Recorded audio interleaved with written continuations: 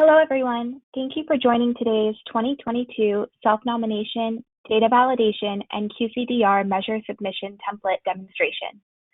During today's webinar, CMS will provide an overview of the Qualified Registry and Qualified Clinical Data Registry QCDR self-nomination processes for the 2022 performance year of the Merit-Based Incentive Payment System, MIPS. After the presentation, CMS will take questions as time permits.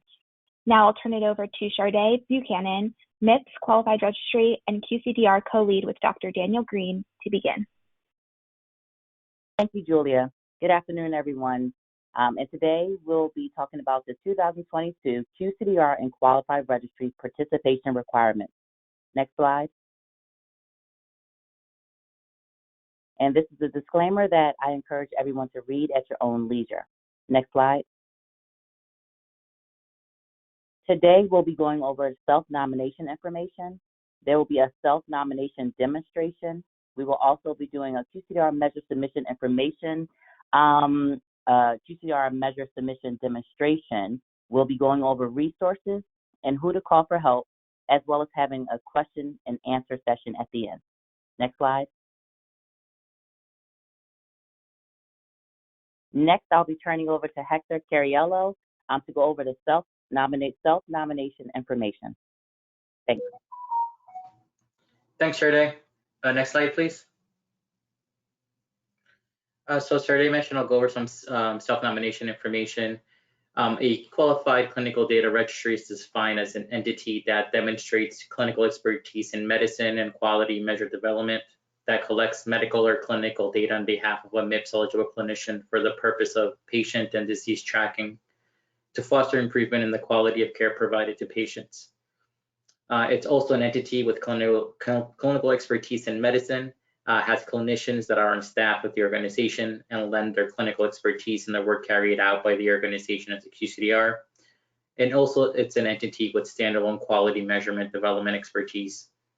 Please note that QCDRs may also support up to 30 QCDR measures. Next slide. Entities without clinical expertise in medicine and quality measure development that want to become a QCDR may collaborate with entities with such expertise. An entity that uses an external organization for purposes of data collection, calculation, or transmission may meet the definition of a QCDR, as long as the entity has signed written agreement that specifically details the responsibilities of the entity and the external organization. The written agreement must be effective as of September 1st of the year preceding the applicable performance year.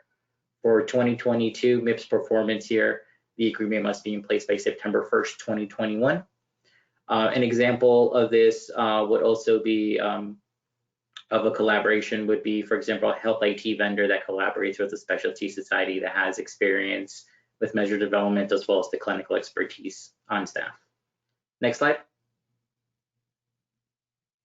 A qualified registry is an entity that collects MIPS data from MIPS-eligible clinicians and submits it to CMS on their behalf. Clinicians typically work directly with their chosen qualified registry to submit data on the selected measures or activities. Please note that qualified registries may not support QCDR measures. Next slide. As CMS approves QCDRs and qualified registries, you are required to comply with all requirements set forth by the Quality Payment Program, Final Rule, and detailed within the 2022 self-nomination fact sheets. You must also support quality improvement activities and promoting interoperability performance categories. QCDRs and qualified registries may be accepted from this requirement for promoting interoperability if its MIPS-eligible clinicians, groups, and vulture groups are eligible for reweighting. You must also support the performance categories, measures, and activities listed on the qualified posting for the entire MIPS performance year and corresponding submission period. Withdrawal mid-performance year for any reason is unacceptable and will result in the termination of your organization as a third-party intermediary. You must also have at least 25 participants by January 1st of the year prior to the applicable performance year. For 2022 MIPS performance year, this is January 1st, 2021. These participants are not required to use the QCDR or qualified registry to report MIPS data to CMS, but they must submit data to the QCDR or qualified registry for quality improvement. Next slide. You must also be up and running by January 1st of the performance year to accept and retain data, to allow clinicians to begin their data collection on January 1st of the performance year. A system that is not live beginning with the start of the performance year is considered non-compliant with this requirement. You must also submit data via CMS specified secure method of data submission. Additional information regarding data submission can be found in the developer tools on the QBP website. You must submit data on behalf of all payer data, not just Medicare Part B claims. Retain for the purposes of MIPS all records or data for 6 years from the end of the MIPS performance year. You must comply with any CMS request to review your submitted data. For the purposes of auditing, CMS may request any records or data retained for the purposes of MIPS for up to 6 years from the end of the MIPS performance year. QCDRs and qualified registries must provide CMS access to review the Medicare beneficiary data on which 2022 MIPS submissions are based, or provide to CMS a copy of the actual data. Failure to comply with these requirements may be considered non-compliant with participation requirements. Next slide.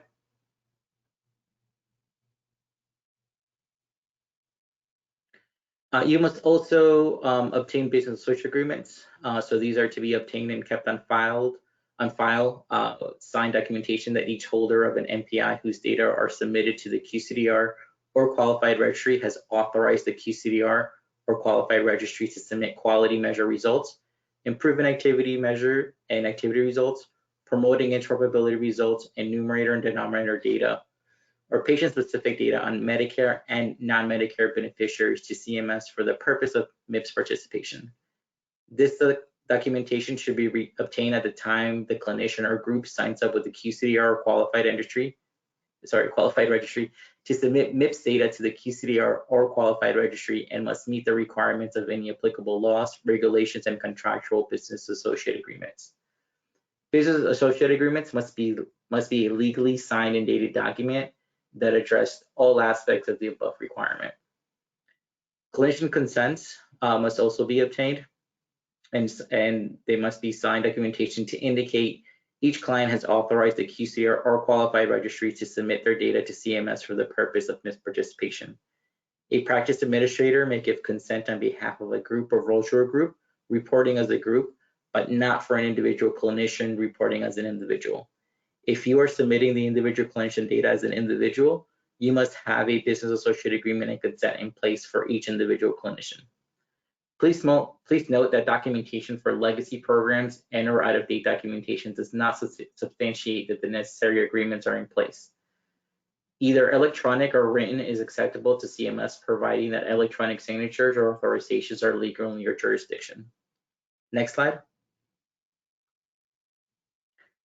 QCDRs and qualified registries are required to provide performance category feedback on all performance categories supported at least 4 times a year, and provide specific feedback to all clinicians, groups, vulture groups, and alternative payment model entities on how they compare to their clinician groups, virtual groups, and APM entities who have submitted data on a given measure.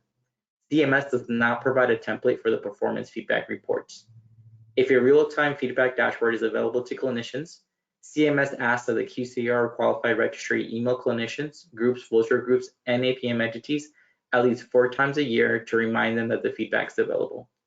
Exceptions to this requirement may occur if the QCDR or qualified registry does not receive the data from their clinician until the end of the performance year, as discussed in the final rule.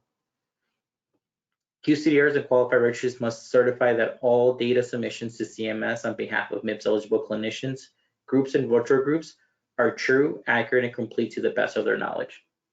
This certification applies to data submissions based on the acceptance of data experts directly from an electronic health record or other data sources. If you become aware that any submitted information is not true, accurate, and complete, corrected information may be submitted until the end of the data submission period. If false, inaccurate, or incomplete data are identified after data submission period, you should immediately notify CMS. Next slide. CMS policy prohibits non-United States citizens from accessing CMS information technology systems, and also requires all CMS program data to be retained in accordance with U.S. federal policy, specifically NIST Special Publication 800-63, which outlines enrollment and identity proofing requirements for federal IT system access. Access to the QPP would necessitate passing a remote or in-person federated identity proofing process. A non-US based third-party intermediaries, potential lack of a social security number, tax identification number, US based address, and other elements required for identity proofing and identity verification would impact our ability to pass the necessary background checks. An inability to pass identity proofing may limit or fully deny access to the QPP if the intent is to interact with the QPP outside of the US for the purposes of reporting and storing data. The calendar year 2019 physician fee schedule final rule for the QPP amended this requirement to indicate that a third-party intermediary's principal place of business and retention of associated CMS data must be within the US. Next slide. During self-nomination, QCDRs and qualified registries submitted for CMS review and approval a data validation strategy that thoroughly explained the validation process of quality, improving activity, and promoting interoperability data submitted to CMS. QCDRs and qualified registries must conduct the data validation for the 2022 performance year prior to any data submission for the 2022 performance year. The data validation must include all performance categories for which you submit data and each submitter type for which you will submit data. Regardless of whether the clinician or group is MIPS eligible, voluntary, or opted in, you must use clinical documentation to validate that the action or outcome measured actually occurred or was performed. The 2022 data validation execution report with the results of your data validation must be submitted to CMS by May 31st, 2023. Late, incomplete, or absent submission of your data validation execution report or the results for a required targeted audit constitutes non-compliance with program requirements and may result in remedial action or termination of the QCDR or qualified registry for the current and possibly future program years of the MIPS program. CMS will provide a sample data validation execution report template for data validation and targeted audit results, which will be posted on the CMS Quality Payment Program resource library. Next slide.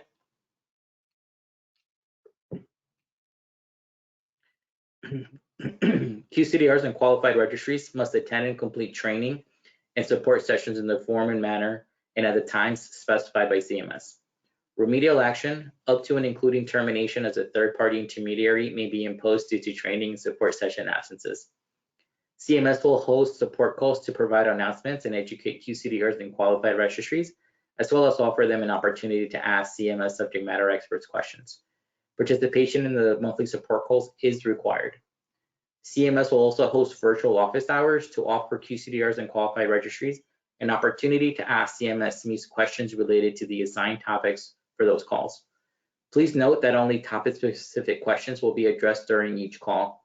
All other questions will be referred to the QPP. Participation in the virtual office hours is not required, but is strongly encouraged.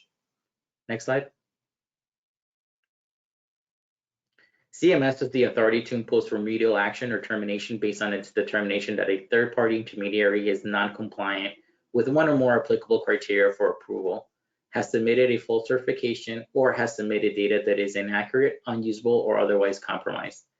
QCDRs and qualified registries that have remedial action taken against them will be required to submit a corrective action plan to address any deficiencies and detail any steps taken to prevent the deficiencies from reoccurring within a specified time frame. The third-party intermediary is required to submit a CAP by a date specified by CMS.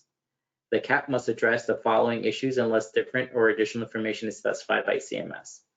The issues that contributed to the non-compliance, the impact to individual clinicians, groups, or virtual groups, regardless of whether they are participating in the program because they are MIPS eligible, voluntarily participating, or opting in the MIPS program. The corrective actions to be implemented by the third-party intermediary to ensure that the non-compliance has been resolved and will not recur in the future, and the detailed timeline for achieving compliance with the applicable requirements. Failure to comply with the remedial action process may lead to termination of third-party intermediaries for the current and or subsequent performance year. Next slide.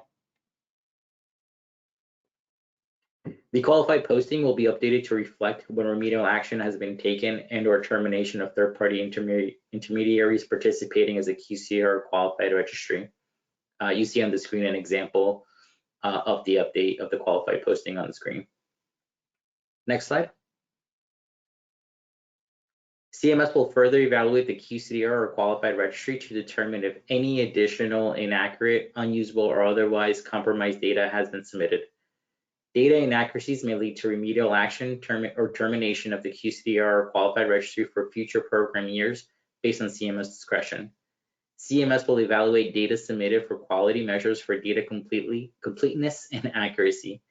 The QCDR or qualified registry will also certify that all data submitted are true, accurate, and complete to the best of their knowledge. CMS will determine error rates calculated on data submitted to CMS for clinicians, groups, virtual groups, and APM entities. CMS will evaluate data inaccuracies, including but not limited to TIN MPI issues, such as incorrect TINs, incorrect MPIs, or submission of group MPIs. Formatting issues, such as submitting files with incorrect file formats, submitting files with incorrect element formats, or failure to update and resubmit rejected files. Calculation issues, such as inaccurate qualities for measured elements, performance rates, and or data completeness rates, numerators that are larger than denominators. And lastly, data audit discrepancies. Since data audits are required to occur prior to data submission, QCDRs and qualified registries should correct all identified errors prior to submitting the data to CMS. QCDR or qualified registry acknowledgement of data discrepancies found post-submission from clinician feedback reports will be taken into consideration by CMS. Next slide. And now I'll turn it over to Anastasia Robin for a demonstration of the self-nomination form. Thanks, Hector. Bear with me just one moment while I get my screen shared.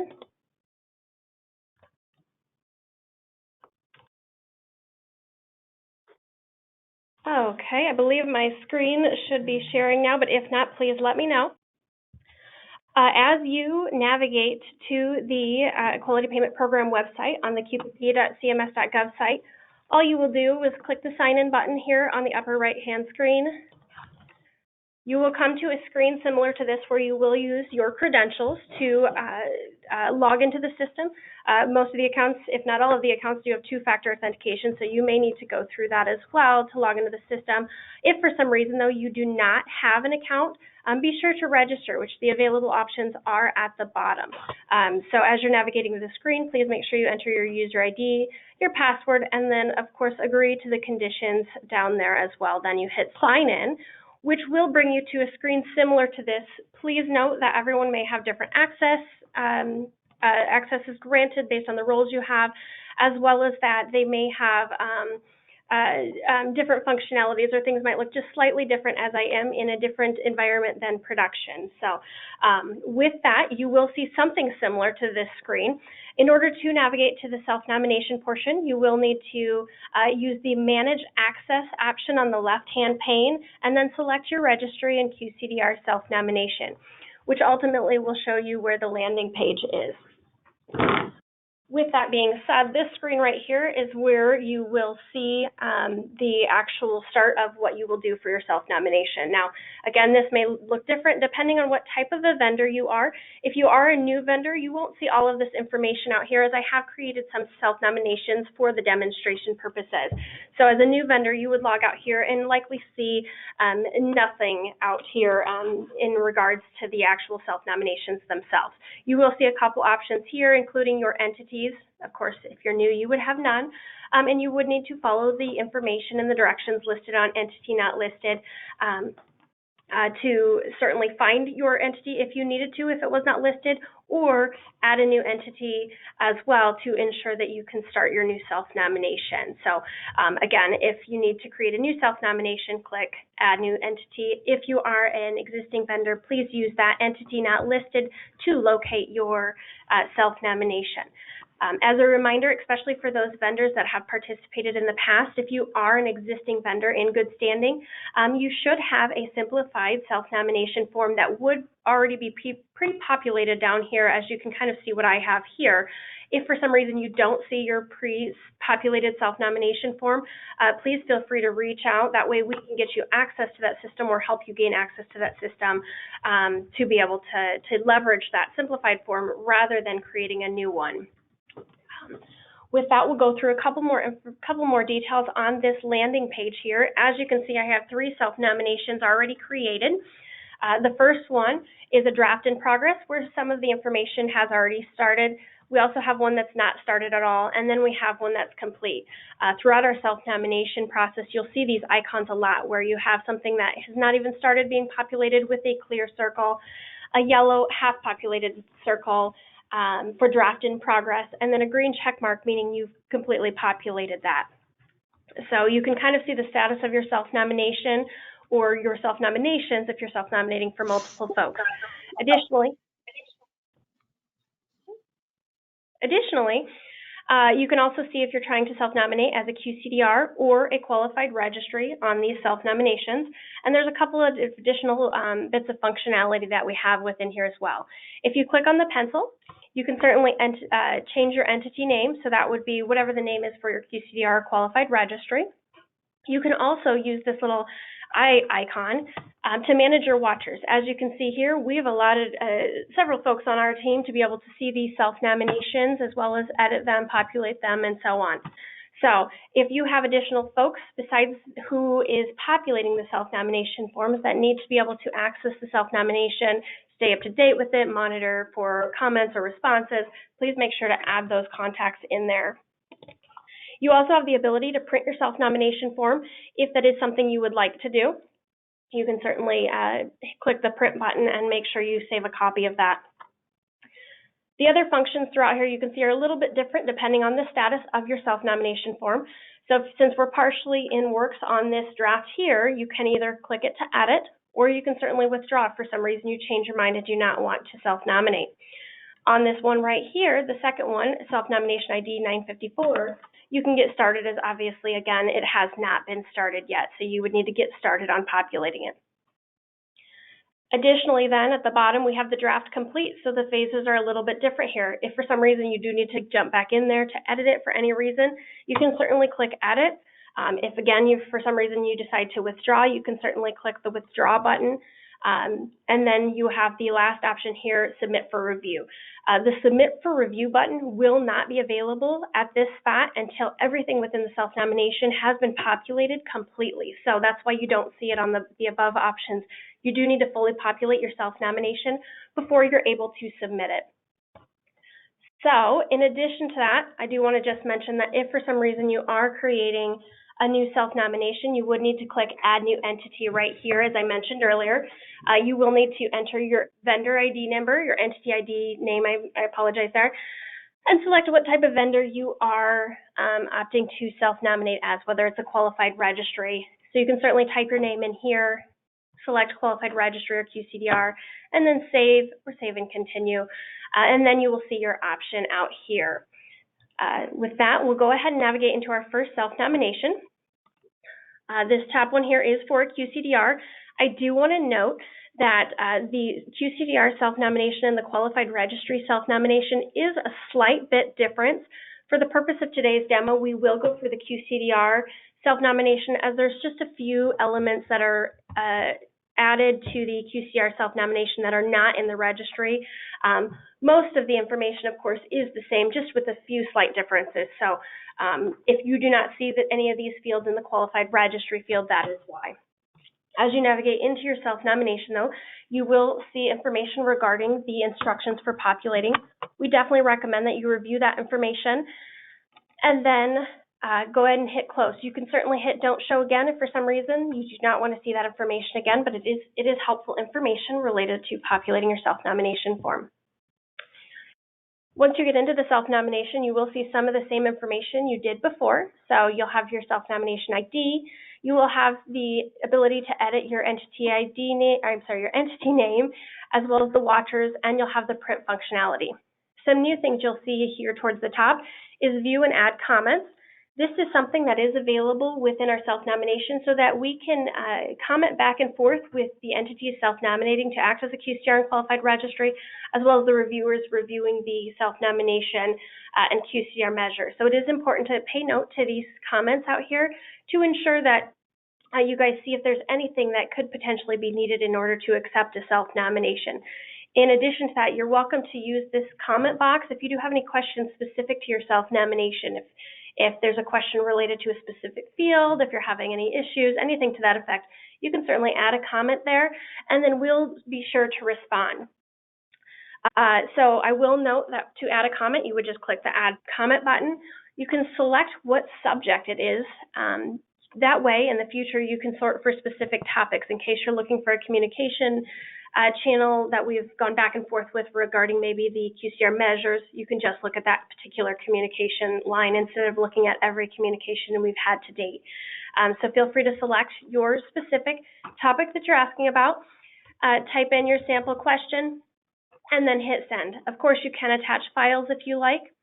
As soon as that is posted, I will note that all of the watchers that you've assigned to that ticket, as well as the folks reviewing that ticket, will receive notice that there's been a comment posted. So if for some reason you're posting a comment, waiting for a comment back, keep an eye on your emails. You may want to just double check that these emails are not routed to your spam folder or also allowed through your IT system, as we've had instances in the past where folks have had their systems either mark it as spam or potentially even block it. So, you know, as you're starting this cycle, you can certainly make sure that you're getting all of the appropriate notifications. What I mentioned earlier, how you can sort for different topics. If for some reason you're looking for comments that were previously posted related to a specific topic, you can certainly use this to filter to those. So I, of course, posted a comment about self-nomination, but perhaps I'm looking for communications related to the QCDR measures. Then I could just select that, and as you can see, there's none available at this point in time. However, that is a helpful feature to leverage. So we will get out of the Q&A section, or the comment section, I should say, over here, and move on to the next the next portion of the self-nomination, the Guides and Help drop-down menu here. We do just want to note that there are resources as well as a workflow diagram that's available if for some reason you need to use that. I do highly recommend folks take a look at the self-nomination toolkits that are available on the QPP resource library. That does include a user guide as well as a QCDR fact sheet, qualified registry fact sheet, and then a 2022 QCDR measure development handbook. All of that information is very beneficial for populating your self-nomination and knowing exactly kind of what we're looking for as we're reviewing self-nominations. Now we'll get into actually populating the self-nomination. So as you can see here, we've got a left-hand navigation pane, and then we've got a right area where navigation area where we kind of just type in the actual information. I do want to point out that we do have those icons again that I already mentioned. You do have the checkbox, the yellow half-filled circle, and then the blanks. And as you can tell, same as before, it does represent whether something's been completed, whether something's in progress, or if something has not started yet. So as you continue to populate your self-nomination, you will see things probably start as the not started icon, move to the yellow icon, and then ultimately the green. In order to submit the self-nomination for review and for this Submit for Review button to be enabled, all of these options down the left navigation pane will need to be flagged with the green check mark to ensure that everything is populated. We will jump into the form here. I will note that we won't go through every single field in detail, as obviously that would take a significant amount of time, but within each field, within the self-nomination portion that I go through today, you will see that there are help icons available to review additional information related to that field. Additionally, there will be information in the user guide should you have any questions about what type of information should go in that field.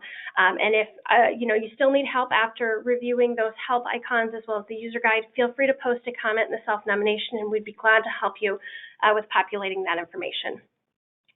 So this entity contact information section will just collect various information about your organization. It will be your entity name.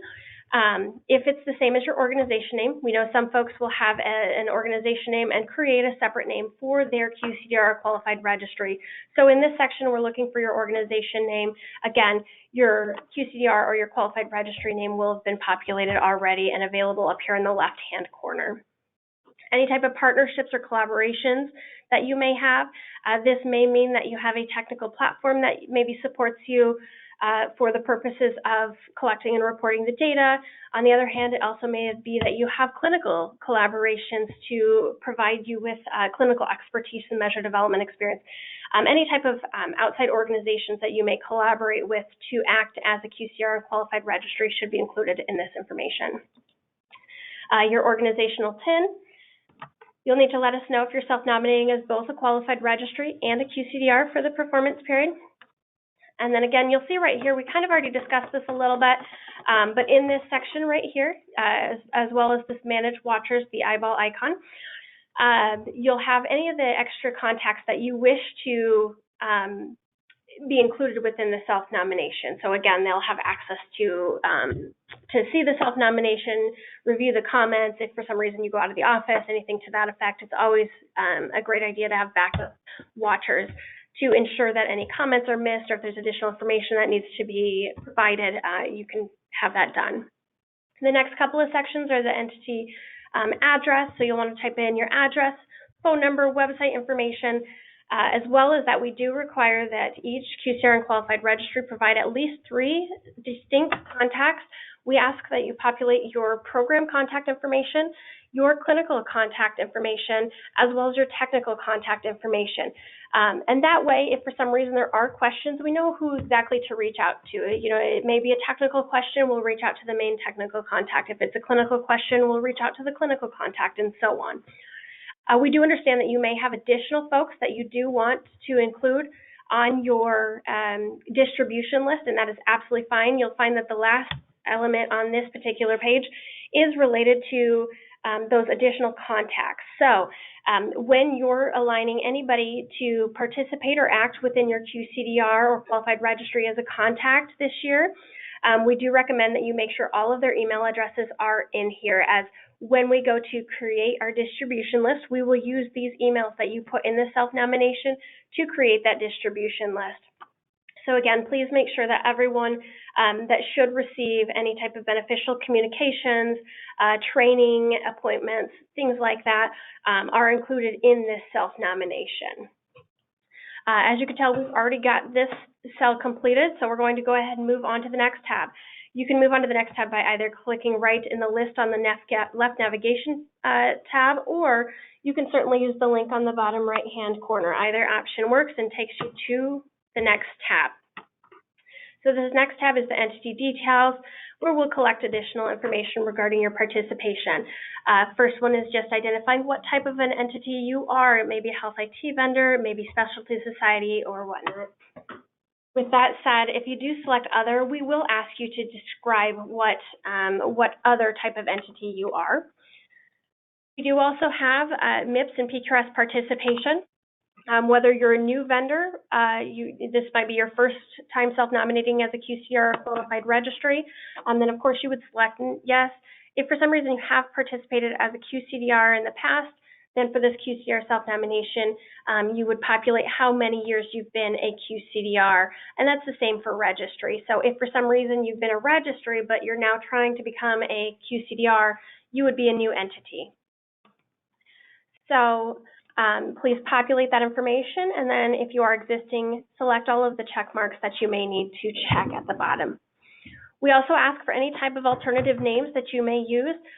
We have lots of folks who have acronyms or shortened versions of their entity names that they will leverage throughout the year. We want to make sure that we can identify any type of names that you may call yourself. So we just want that type of information available should we need to look you up by an alternative name. And then we have the QCDR details. I will note this section right here will only be available on the QCDR self-nomination. So if you're self-nominating as a qualified registry, this will not be available. With that being said, we do ask for your QCDR clinical specialties. It may be a wide variety of specialties. It may be something specific to, perhaps primary care, cardiology, all sorts of different specialties that you may take care of there. So just populate whatever you may use. Next item is whether or not you plan to submit QCDR measures for consideration, yes or no. I will note that if you do select no on this field, you will not see a QCDR measures tab. However, since we do have yes populated, you can see there are QCDR measure tabs available.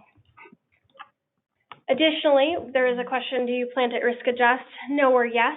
If you do click yes, you will be expected to upload your risk adjustment methodology in case that information is needed to identify your methodology that's planned to occur.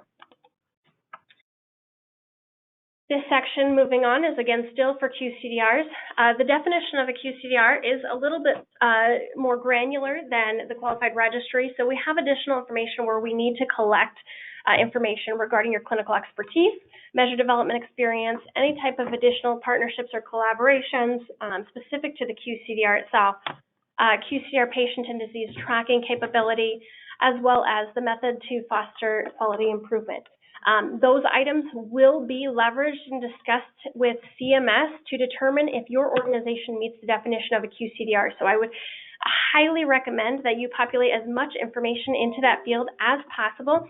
If you do not, for some reason, provide sufficient information, we may come back and request additional information or clarification. However, it is important that you do meet these areas in order to be a QCDR. And if for some reason you do not meet that definition, you will likely be told that either you just don't meet the definition and requirements for being a QCDR, or you will perhaps be recommended to self-nominate as qualified registry instead. So the more information you can populate in this particular section, the better. So that's the end of that tab. As you can tell, we've completed populating that, so we'll move on to the next tab, which is the qualified posting details.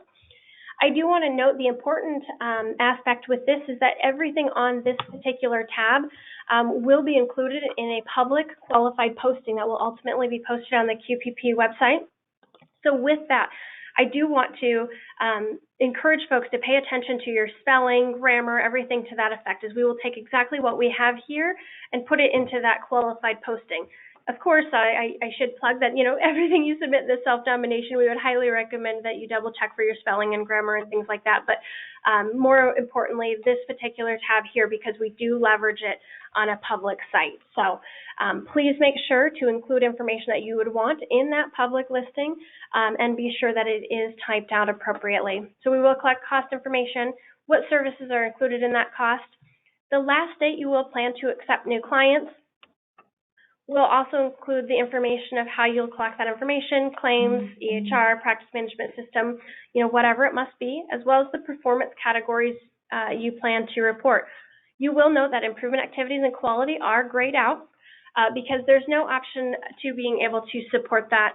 And that is actually the same as well for promoting interoperability. However, an additional information is included in the help field as well as the user guide. Should you need to access that information. There is an exception for the promoting interoperability. So theoretically, all of our QCDRs and qualified registries are required to be able to support all three of those. So quality, improvement activities, and promoting interoperability, with the exception of promoting interoperability if you do meet the exception required. And if for some reason you do unselect promoting interoperability there, we will work with you to identify that you do meet the exception for not having to report promoting interoperability. Again, though, as a vendor, you're technically required for all three of those, minus that exception if applicable. We also collect the reporting options supported, the various types of clinicians, groups, virtual groups, APM entities, APM performance pathways that you may support. If for some reason you do select virtual groups, you will see that an additional box does populate there. It does ask for the virtual groups specialty parameters that you plan to support, so you can certainly type those in there. And as you can tell, we've completed that tab, so we'll move along to the next tab, which is our attestation tab. This tab specifically contains a lot of the requirements. I will note it's not every single one of the requirements, but a lot of the requirements our QCDRs and qualified registries are required to meet for the MIPS performance period you're self-nominating for. So as you can see here, by signing and submitting the self-nomination form, you are attesting that you're able to meet the below requirements. So what we have here is various forms. We only have the yes option on all of these because if for some reason you select no or cannot accommodate that particular requirement, you don't meet the requirements to act as a QCDR or qualified registry. So going through this tab, please be sure to read all of these self-attestations. And if you meet all of those, please select yes to ensure that you do meet and attest to meeting all of those. If for some reason you don't, it may be possible that you're just not able to meet the requirements for participating as a qualified registry. So again, read those requirements. If you can meet them, please attest to doing so. And then at the bottom, you will sign your name attesting to the fact that you've read all of those and attested yes to meeting all of those requirements. Okay. So you can see we've completed that tab as well. Moving on to the next couple of tabs. I will note that the functionality on the next 4 tabs, improvement activity, promoting interoperability, MIPS clinical quality measures, also known as CQMs, and MIPS electronic clinical quality measures, which is the ECQMs, are very similar. So we'll go through the first one here and spend a little bit more time, and then on the other ones you'll know the functionality. So for these next 4 tabs, we're just asking what of the specific activities or measures you're planning to support for the MIPS performance period. We are aware that the 2022 physician fee schedule final rule, or actually even the proposed rule, is not available at this point in time. So these lists have been populated based on the 2021 list. After self-nomination is over, after information has been finalized for 2022, we will give our QCDRs and qualified registries an opportunity to review the activities and measures they've selected during self-nomination and edit them appropriately. So it may be that we'll have to remove a couple of activities or measures because they've been retired from the program, or there may be some new proposals that have been finalized, and you may be able to add a few additional activities or measures as appropriate. So you will have an opportunity to do that at this point in time. But of course, during self-nomination, ahead of the finalization of those measures and activities for 2022, please just plan to populate the list based on what's available for 2021. So for improvement activities, as well as, again, these other tabs will look very similar. You will be able to select either that you're supporting all of the improvement activities, some of the improvement activities, and then you will be able to select which of them by selecting a few in the checkboxes of which ones you plan to support. If for some reason you do need additional information on what those improvement activities that you just selected are, of course we do have view activity descriptions where you can populate or where you can locate additional information regarding those improvement activities. Again, then you also do have the option of none. However, as I mentioned earlier, QCDRs and qualified registries are required to support improvement activities for 2022. So please make sure you are selecting some. If for some reason we see none out there, we will question your ability to be able to support those, and then and verify that, of course, you do meet that particular requirement.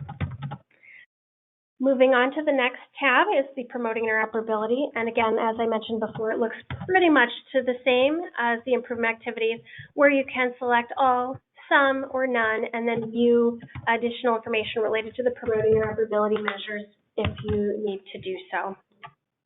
Moving on to the CQM tab then, again, does say the same, similar type information. Of course, you can select all, some, or none, and then view the additional information related to the CQMs should you need it. I do want to note there's a little bit of additional information on this tab because we do require that our QCDRs and qualified registries support a minimum of 6 measures, including 1 outcome measure. If for some reason an outcome measure is not available, then each entity must be able to report on a high priority measure. So just please keep in mind that as you're self-nominating. Additionally, as it goes for any of these improvement activities, promoting interoperability, CQMs, ECQMs, the specifications that are finalized for the program must be used as specified. We certainly can't allow the QCDRs and qualified registries to tailor any activities or measures to their own use. So please keep that in mind. But as we're reviewing the self-nominations, we will make sure that you have at least 6 measures, with 1 being an outcome or a high priority measure if an outcome measure is not available. I will also note that those 6 measures can, of course, be a combination of the various types of measures, whether it be CQMs, ECQMs, QCDR measures. but we will just pay attention to ensure that you have at least 6 with the outcome or high priority. The next tab then is for the ECQMs supported, and again, you'll see the very similar information that I did mention before. So you will be able to select all, some, or none, and then if you need additional information related to those measures, the link is available to access that information. We're coming up to our data validation cycle, so that's the next tab. We'll navigate to that. Data validation will explain to CMS how you as a QCDR or qualified registry plans to validate the data. Within the attestation tab that we've already reviewed today, you of course will attest to the fact that the data you're submitting to CMS is true, accurate, and complete. So this will show us exactly how you're kind of planning to ensure that it is true, accurate, and complete. So there's several components here that we just need you to tell us exactly how you're going to validate the data. And then there's certain specific elements. I would highly recommend, especially on this tab, that you do review the help tab, the help information, because we do have helpful hints or tips in that particular field to ensure that you know what's kind of looked for in those particular fields. These are free text fields, so you can certainly type in as much information as you need to convey exactly how you're going to track that information and validate that the information is correct. So again, what we'll collect here is how will your organization verify MIPS eligibility? How will you ensure that the tax identification numbers and national provider identifiers, or the TIN NPIs, are correct and accurate when they're submitted? How will you ensure that any calculation of reporting and performance rates are accurate? And then describing how your organization will be sure to implement the 2022 measures and activities as specified. We have heard in the past of folks attempting to use previous versions of measures that may have been finalized for a previous year, or perhaps just not coding to the full version of the measures or activities. So again, how are you going to make sure that the 2022 version of those measures and activities are accurately reported to CMS? And I know Hector already reviewed this a little bit, but you'll also need to provide the process used for data validation audit and your targeted audit. And again, the help information will provide more information about what exactly is needed for those particular elements. I've already typed just very generic information, as you can tell in these fields. So as you can see, the data validation tab has already been completed, which brings us up to our last tab here within the self-nomination portion, which is benchmarking capabilities. And QCDRs are required to have benchmarking capabilities. And then we do ask that you update your or upload your benchmarking capability plan should you have that available for us. So please make sure that if you are a QCDR, that you let us know that you do have benchmarking capability, and then you'll upload your plan here. You can either drag and drop, or you can certainly browse and upload a file to the particular field. I will go ahead and upload a file,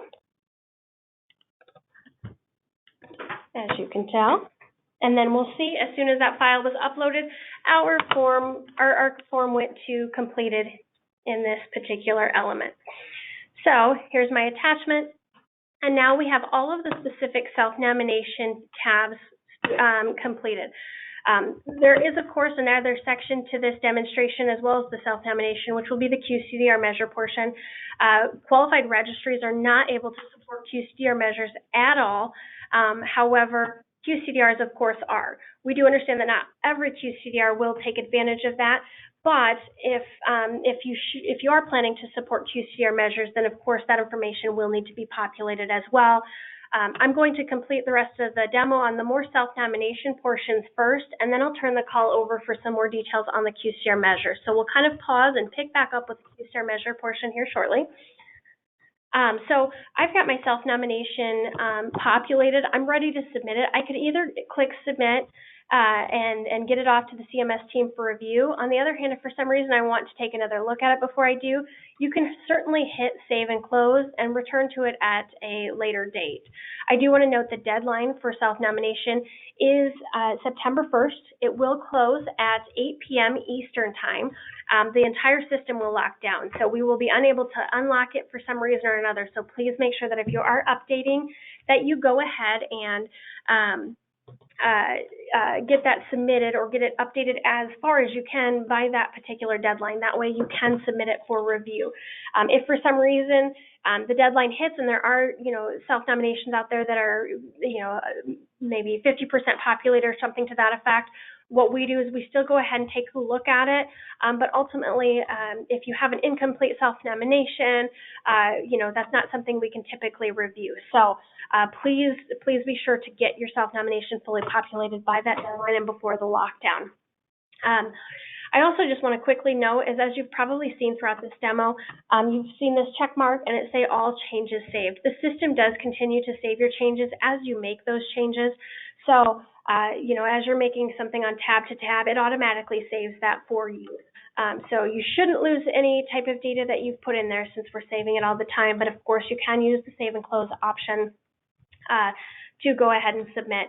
I'm going to jump into this other self-nomination where I had it draft complete previously, just to quickly show you what will happen. So out here we can hit submit for review if we want to, because it is a completely populated self-nomination. However, as you can see here, it's also available here where you can hit submit for review. The withdraw option, of course, is available should you want to withdraw. But we'll go ahead and submit the self-nomination for review. So I clicked the submit button. An additional just kind of are you sure window pops up. So as soon as you are sure that you want it to be submitted for review, please go ahead and submit it for review, and it will say submitted successfully. It will then go to in self-nomination review, and you'll see that the status here is now reflected as in self-nomination review, and that's when the CMS and PIMS team will start taking a look at the self-nomination to see if it does, of course, meet the requirements, if there's anything additional we need or anything to that effect. I will note that as the statuses change, similar to how we just changed this to draft in progress or draft complete, now into in self-nomination review, the people who are assigned as watchers for the self-nomination will receive those status change emails. So the person, if this is an entity that's self-nominated as a qualified registry, that particular person and any additional folks that they've assigned as watchers will get an email saying that the self-nomination is now in self-nomination review, and that goes the same for any comments that we post, like I mentioned earlier, or if for some reason we mark it as approved, then of course we have that ability to change that status to an accepted form. So I do want to note that that's the portion of the self-nomination. There will be additional work that's done in the self-nomination related to the qualified posting and measure specifications process after self-nomination completes, but additional information related to those phases, of course, will be communicated at a later time. So with that, I'll go ahead and save this self-nomination, and you'll see that now we have out here on our landing page, we of course have a draft complete, we have a not started self-nomination, and of course then the one that we just did submit for review, we have it in self-nomination review. If for some reason the reviewer team needs any updates or anything to that effect, it will allow you to come out here to edit your self-nomination. Say we need additional information related to a data validation item or something to that effect, we will go ahead and let you edit it through the end of the deadline. So if for some reason there are edits you need to make, you are able to make those edits through September 1st. If for some reason, though, it is after September 1st, we'll definitely communicate with you any next steps of what needs to be done. So with that, we do recommend folks submit their self-nominations early in the cycle, as it does allow a little bit of back and forth while the system is still open to allow you to make updates in the system as appropriate or as needed to be able to self-nominate and ultimately, hopefully, get your self-nomination accepted. I do want to just remind folks that, of course, if you have any issues accessing the system, you can certainly open a ticket with the Quality Payment Program Service Center, and we'll have information on our slides here in a couple slides for that. Otherwise, you can certainly add a comment to your self-nomination. We'd be happy to answer any questions on that. With that being said, I believe that's the end of the demo, and we can move forward to the next portion.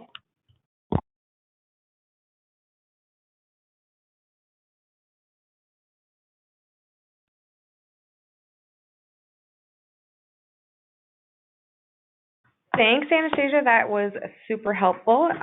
We can go to the next slide. All right, so now we are going to just dive into the QCDR Measures tab. And QCDR Measures, submitting QCDR Measures, will need to submit the QCDR Measures in the tool or the web form for consideration. This would replace the prior procedure of that Excel that we would require to be uploaded within your self-nomination. So we're hoping this will streamline and improve the process of self-nominating a QCDR measure. We did provide some suggestions here. Documentation of permission to use another active QCDR measures must be obtained prior to submission of your QCDR measure via the QCDR Measure Submission tab, and we will take a peek at that, where that goes.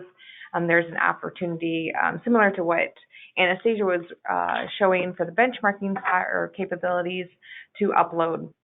Another improvement is only limited information is required for a borrowed measure. So there's two different avenues a QCDR measure will go, depending on how you answer that initial question when adding a QCDR measure. The final QCDR measure owner specifications will be inserted by the QCDR or registry support team. Previously approved QCDR measures can be withdrawn from consideration as well. Next slide.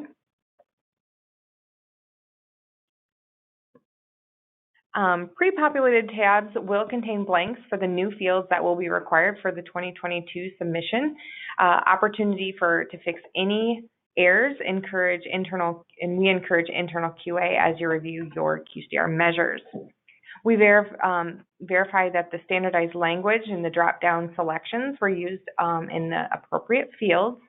If a QCDR measure has a change that does not impact the intent of the measure, it is still important to make that change to aid in the review. And then also, we take a peek at that, and we do value your feedback in the benchmarking capability, or how it would impact the benchmark. So please, if you are renewing an existing QCDR measure for consideration, please make sure to outline any change in the self-nomination form. We additionally ask that you verify the meaningful measure area selected and meets the intent of the area applied to your QCDR measure. Verify the measure analytics so that they are correct and applied to each QCDR measure. And we do provide an opportunity to provide a note, or QCDR notes is the section that is used to communicate any important information you feel that you didn't have another place to document. So that is a useful area as well. And then lastly, just to perform a spell check and grammar check and correct identified fields. Next slide.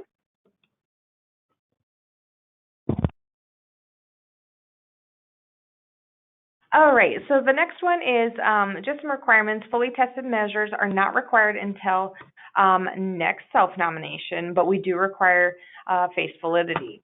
QCDR measures that were previously approved, for 2021 would be required to be at minimum face valid prior to being self-nominated.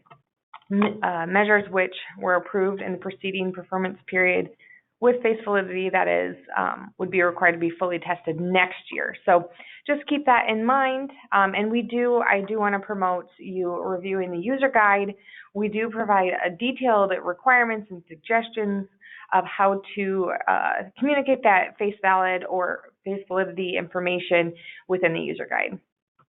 And next slide.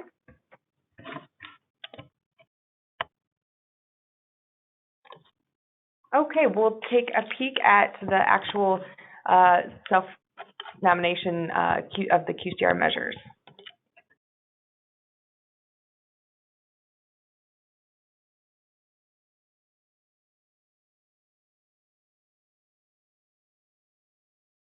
All right, we're just ensuring that you guys can see the screen here as we dive into the QCDR measure self-nomination portion. So this is a new section that we are very excited about this year. Hopefully you find it valuable and easier to navigate as the previous Excel. So as Anastasia went through all the columns on the left-hand side, once you fill those out, at the bottom there is the QCDR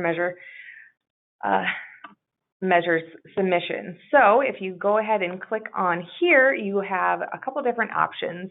So to start off, you could add a new QCDR measure if it's never been within MIPS, but then there's also will be pre-populated QCDR measures for any of those that were previously approved for the 2021 performance period. So just to kick things off, I think we'll go ahead and hit that or click the add QCDR measure, and this screen will pop up to determine whether you own or you're borrowing the measure. So if you own the measure, you would just click yes, and we'll dive into that in a moment. The next one is no. Do you own this measure?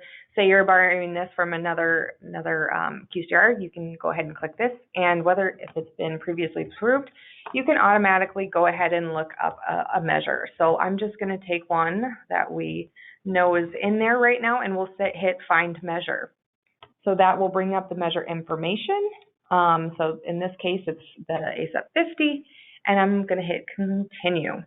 So this is going to be an abbreviated form here. It's very short. Not as much information will be required. The first thing that you will want to do is to upload the documentation from that supports that you have the necessary permission from the QCDR measure owner. We do ask that when naming your file, just include the date. It just helps us with version control on our side.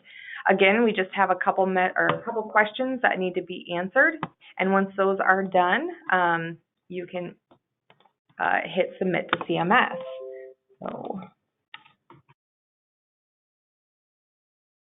And we'll just go real quick down the line here, and you can see how that pops up.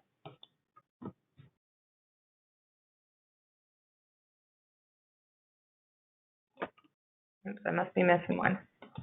There we go.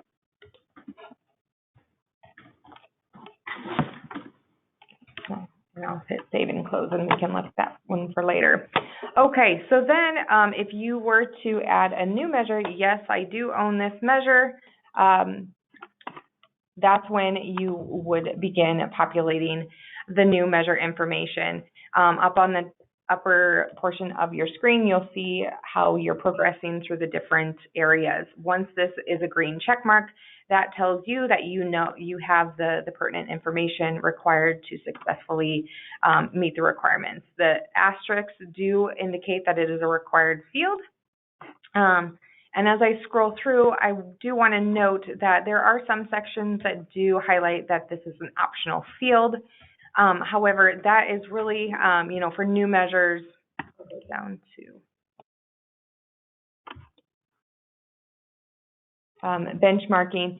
So we want to make sure that, like existing measures, if you're looking for, we still need you to outline the changes and answer the questions pertinent to that, but obviously they would be optional for a new measure. So just keep that in mind and really rely on that user guide to help support you in that. So I'm going to save and close this guy, and then we'll dive down to the drafts. So these will be populated for any existing QCDR measures that were approved the prior year and in good standing.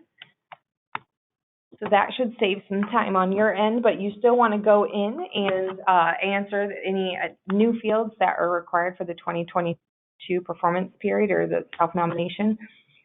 So this first one is we'll go through one that says documentation of measures. You can click your edit details. And at the top, you see that all of the green check marks are fulfilled. So this is one that we have gone through and just put an example on for this demo today. And you can go ahead and click Submit to CMS. And then as soon as you do that, you can go through, and if you need to take one more peek at what's being submitted, you can say Certify and Submit. So that would go up into this submitted to CMS for review. I do want to stress that if it doesn't appear in that submitted, from our perspective, it would not be ready for review, and it would not be reviewed after that September 1 deadline. So ensure that anything that you want us to take in consideration is submitted and is populated up in this section. All right, and then we'll take a peek at this co-owned example. And you see up here, you can tell that this is started, but it has not finished.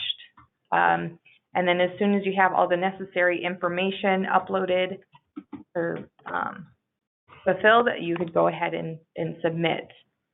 For this one, you do want to make sure that you click yes or no if you're the primary steward. And this just sort of helps us as our team.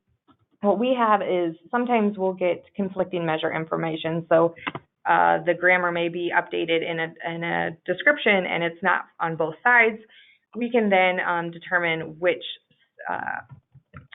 of the languages we should use for the measure specification. So that just helps us in that perspective. Okay, so we'll save and close that.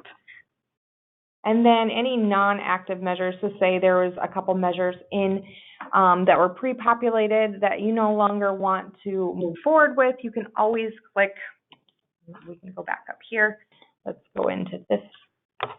You can click withdraw on here, and then that will no longer be included, and it'll populate down here. So important to do that. So hopefully when it's all said and done and you're ready to close out your self-nomination of your measures, this should be 0. So you know that everything that is in draft has either been finalized and submitted to CMS, or you can withdraw and make sure that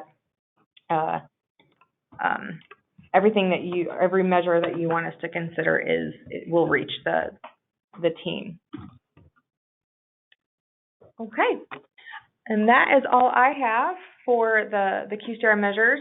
If you do have any questions, I know it's a new process, so be sure to reach out to us. Leverage that user guide. It has a bunch of valuable information to help you in successfully submitting the QCDR measures.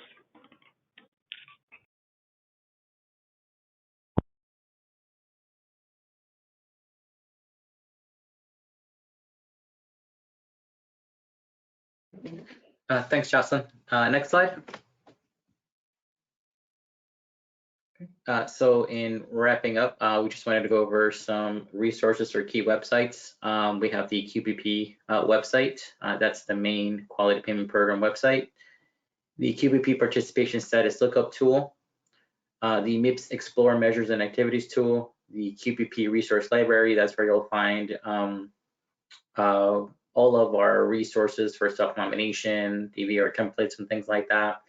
The QPP webinar library, QPP help and support page, and then the QPP listserv, which is available on the QPP website. We highly encourage you to subscribe if you have not already done so that you may get updates and announcements regarding the quality payment program, as well as when resources are available. Next slide. If you need any assistance, you can contact the Quality Payment Program Service Center at the phone number and email address on the slide. To receive assistance more quickly, please consider calling during non-peak hours. That's before 10 a.m. Eastern and after 2 p.m. Eastern. Emails must be sent directly, not forwarded or copied, and must utilize the QPP email address in the tool line.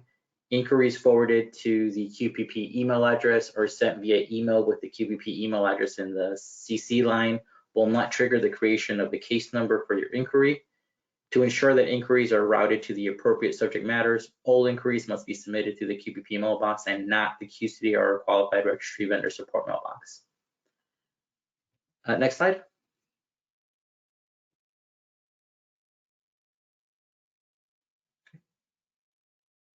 And we will now open it up for question and answers. We will now begin the Q&A portion of the webinar. You can ask questions via the chat box to be read out loud or over the phone. To ask a question via phone, please toggle the green hand icon on your go-to menu and we will unmute your line. So we will begin with a few questions from the chat. First we have, can an ACO executive director that is responsible for the APM take responsibility to sign consent and BAA for their positions within the ACO? This is Hector. So as we mentioned earlier, if you are doing group or virtual group reporting, you may have a practice manager or an administrator that can sign the business associate agreements. If the clinicians are reporting the data as individual clinicians, then you will need to obtain the signed consent and business associate agreements from each one of those individual clinicians. So it's really based on the reporting option, or sorry, submission option. Thank you, Hector. Our next question is, can the ACO MS system that documents the supplier roster for the ACO, which identifies all assigned positions to the ACO, be used to validate all corresponding NPIs that are part of the ACO?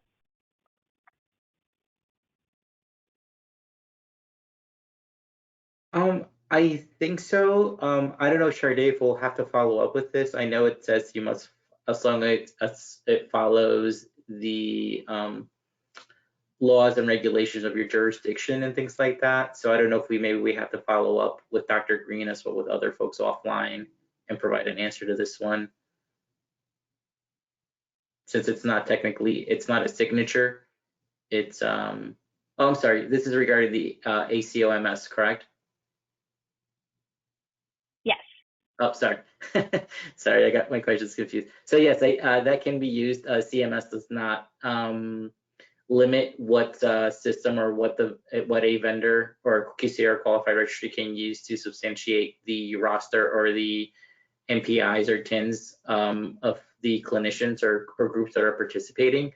I know we provide some examples in the self-nomination form as well as the user guide that you can use, but that's not an extensive list.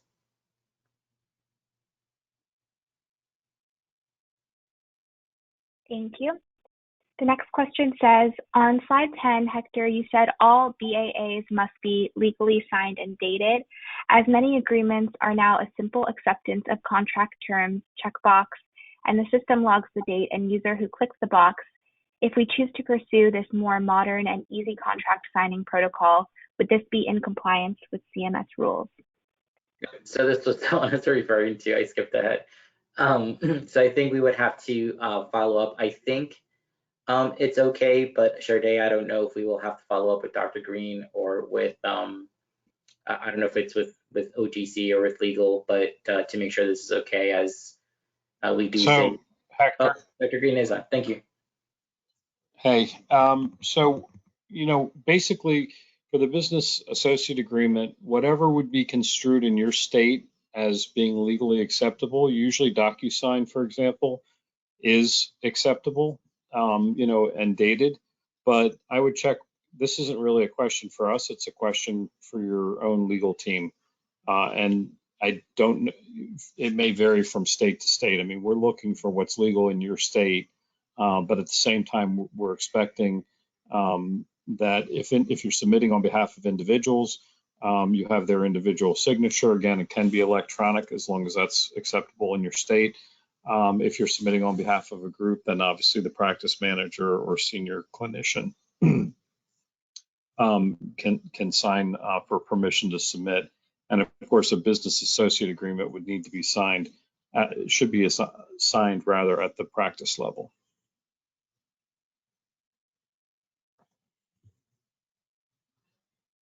Thank you. Our next question says, for a health IT vendor that collaborates with another QCDR to form a second QCDR together, will they continue to be approved if this collaborated QCDR never creates new QCDR measures?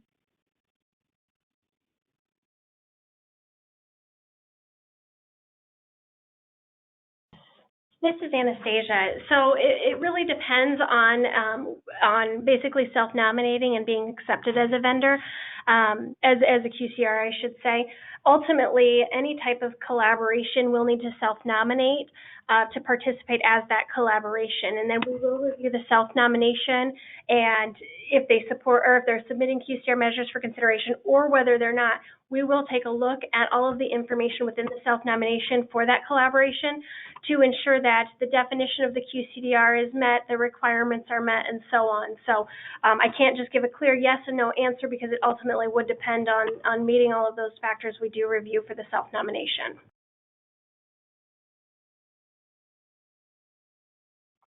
Thank you. Next, someone asked, if we supply face validity and reliability testing data through self-nom, do we still need to provide a summary or synopsis of performance data, parentheses, number of months of data collected, average performance rate, performance range, and number of clinicians, groups, and virtual groups for the QCDR measures? Yep, so this is Jocelyn. Yes, we would still request that you would include that within your self-nomination. That aids in, just looking at the performance gap as well as the measure adoption as we're reviewing your measures.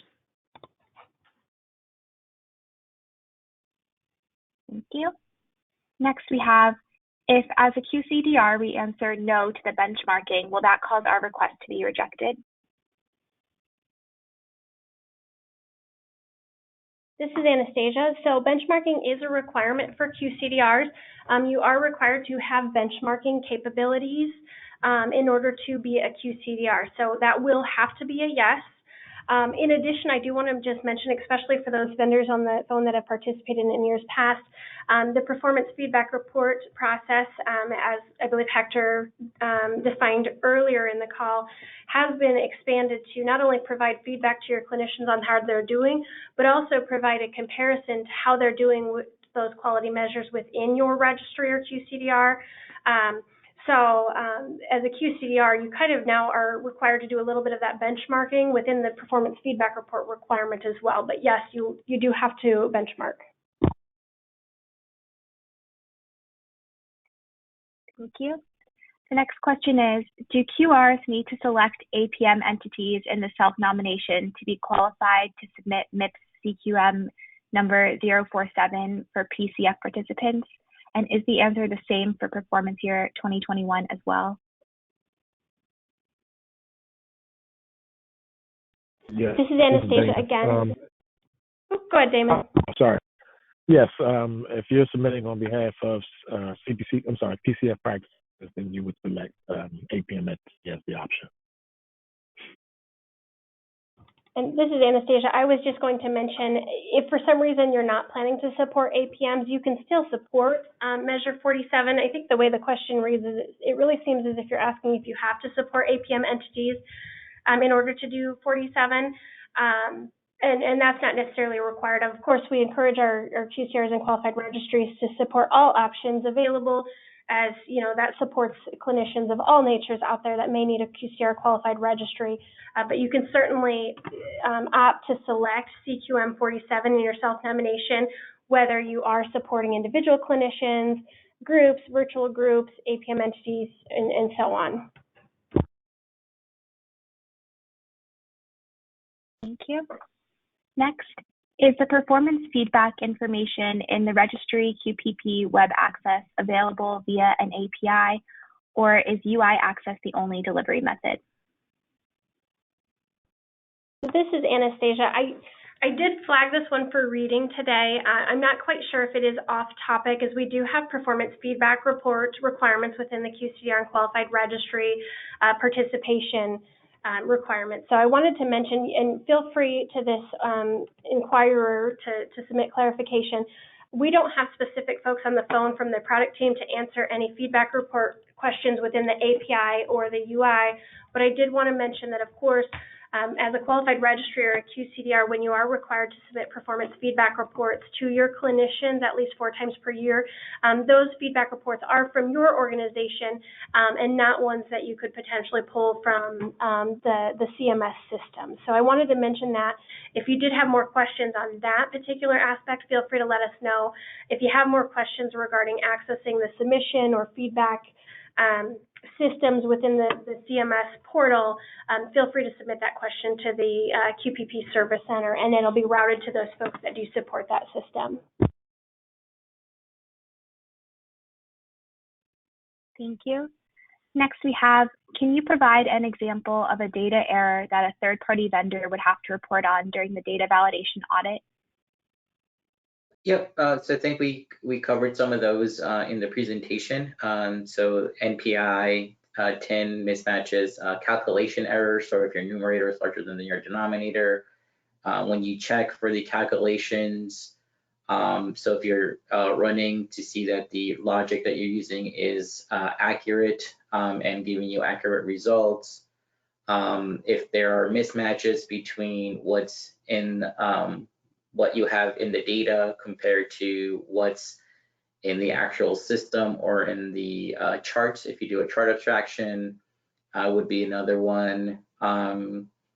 Basically anything that doesn't match with the data that you're submitting to CMS would be considered a data error, but those are just some examples.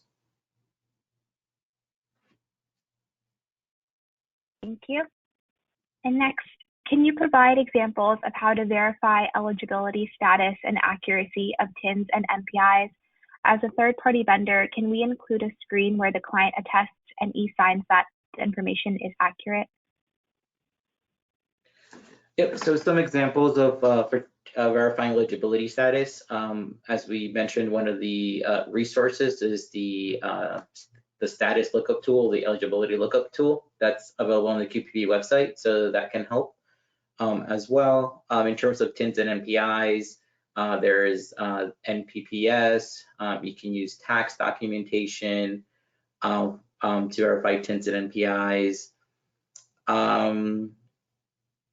I think that the client, if you only do client attestation, that is not, we do not allow just client attestation. We've had a number of instances, even reviewing the data validation execution reports, where vendors have found mismatches when it comes to TIN and MPI information. So it would be the responsibility of the QCDR qualified registry to also have a method of verifying that information. So if you want to include that as part of your process where you have the client attest and sign or e-sign that information or a document, I think that's fine, but you would have to have some kind of form or method on your end to confirm and verify that information as well. Thank you. Next we have, do we need to be a qualified registry to help aggregate our clients' QRDA files in order for them to submit ECQM?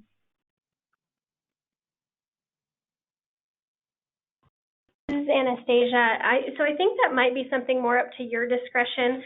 There are various kinds of third-party intermediaries that have various requirements to act as one, as well as that various options available for submission. So our qualified registries are certainly able to submit QRDA files on behalf of their clinicians.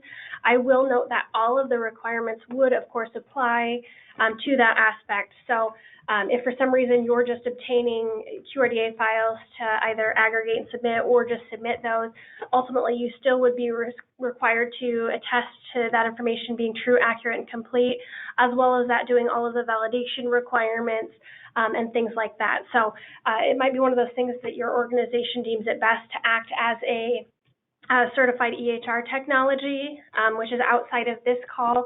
On the other hand, you may certainly decide to act as a qualified registry, but of course all of those requirements that we've discussed today would apply to that participation. Thank you. Next, someone said, thank you for replacing the QCDR measure submission Excel with the online list. For QCDR measures that are borrowed from other QCDRs, can the system inherit the details submitted by the measure stewards as the measure steward controls the measure specifications? Correct. So go ahead. Just wanted, thanks for the feedback. Yeah, so when you enter a borrowed measure, you will enter the measure ID, and with that, you'll be expected to add in some limited information, but most of it will be brought over from the measure owner.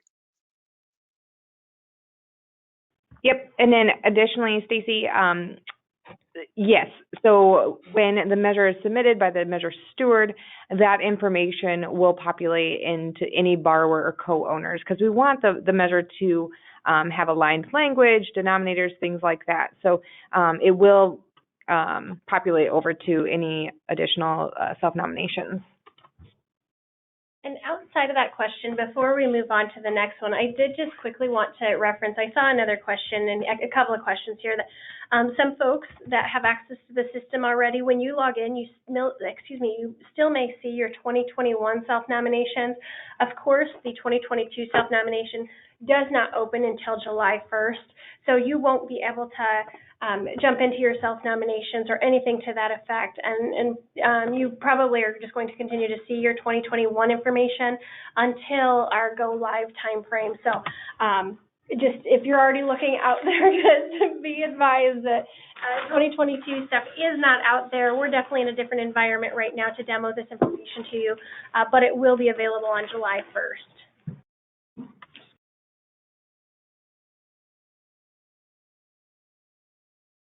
Thank you. And as a reminder to everyone, if any questions are remaining, please feel free to submit them to the chat box at this time. Or if you prefer to ask a question over the phone, you can toggle the green hand icon on your go-to menu and we will unmute your line.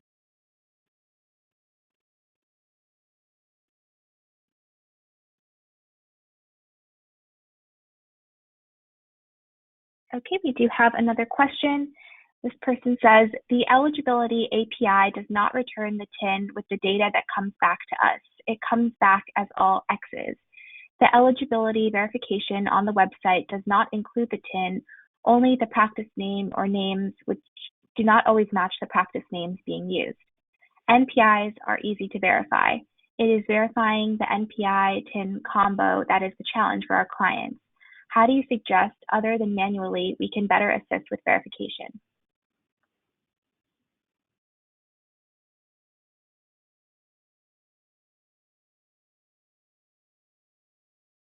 This is Anastasia. So that's helpful feedback for you to provide to us. We can certainly share that information with the product team as well, see if they have any additional ideas as to additional ways for verification. It does sound like you're using the eligibility tool as designed, and that was our intention for that. Ultimately, what we really want to make sure with this validation is that we're tracking folks accordingly. Whether they happen to be eligible folks, whether they're opt-in, whether they're voluntary. That way we can certainly know where they're at, or I should say you guys as well, know kind of where they're at and any type of scoring policies that may relate to them depending on whether they're eligible versus opt-in versus voluntary. I would continue using the mechanisms that you've included there already. And then again, we can certainly share this feedback with the product team to see if there's any additional steps that they would encourage being done, or any possible suggestions for enhancements in the future.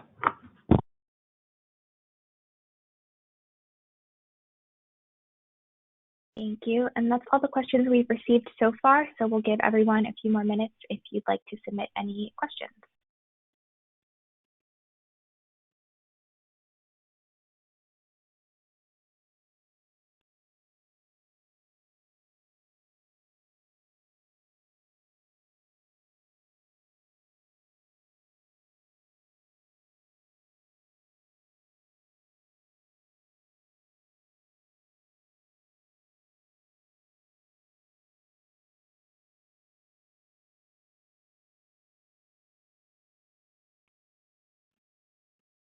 Okay, We have someone asking, we would like to understand why the TIN cannot be returned via the authenticated secure connection to the API. This is another question that is related to that last one, so I flagged it to go ahead and read. I know that the product team has answered before that we cannot send the TINs out or specifically provide any information related to a TIN because TINs are still considered sensitive information. So I know that there is concerns in that. With regards to validating the eligibility in relation to a TIN or a TIN MPI combination, the clinicians really should know what TINs they're billing with. So if you're able to look them up via NPI and see what eligibility information they have, that should really help. Excuse me. But some of that may have to just be done with the clinicians because, again, the clinicians will know if they're billing with one TIN or multiple TINs because ultimately they know kind of, where they're working. So it might be one of those things that you'll have to work with your clinicians to ensure that you're aware of, what TIN they may be working with or multiple TINs they may be working with. So long story short, I can't answer the specific question, but more kind of guidance related to the validation of that information.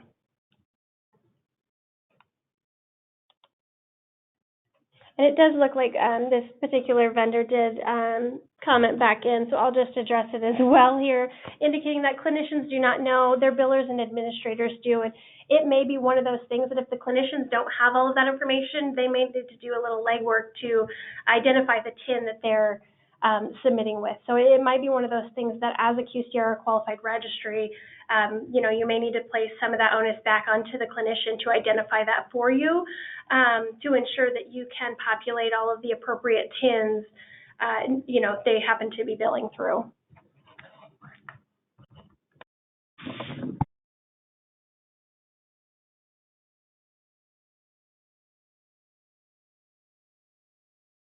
Thank you. And there are no other questions at this time. So again, we'll give everyone just another minute or two to submit any remaining questions.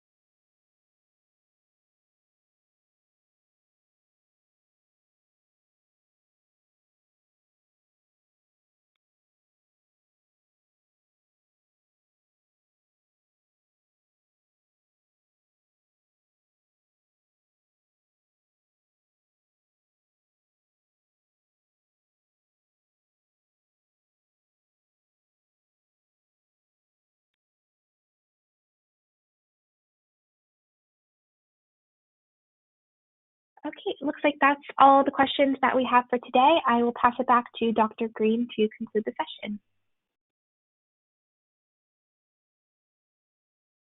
I just want to thank everybody for dialing in today, for the good questions. We appreciate your efforts to try to get this right.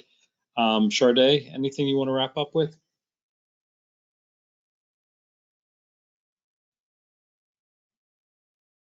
Sorry, my mute, double muted. Thanks, Dr. Green. Nope, just piggybacking off of what you said. Thanks again for everyone for joining. If there's any questions that you guys have after this session, please feel free to follow up and or with the help desk, and we'll try to answer them. Thank you. Have a good day.